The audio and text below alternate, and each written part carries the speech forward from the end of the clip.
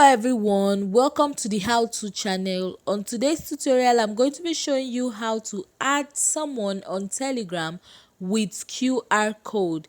Now, just in case someone hits you up with their QR code for Telegram, just so you can add them, all you need to do is to follow the following step I'm going to be showing you right now. The first thing you want to do is to make sure that you have the QR code saved to your gallery.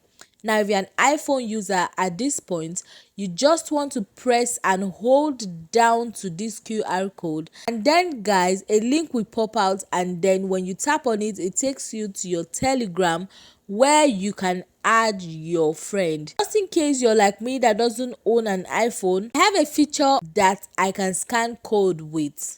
Now guys, as you can see, this is the feature that I can scan code with. So I'm just going to tap on pictures, and then I'm going to select the QR code from my gallery, and then guys, I'm going to tap on open link, and it's going to take me straight to Telegram where I can add my friend.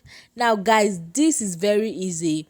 And just in case your phone does not have this, all you need to do is to download a third-party QR code scanner that can help you scan your QR codes and takes you directly to Telegram where guys you can now add your friends. Now I hope this video was useful for you.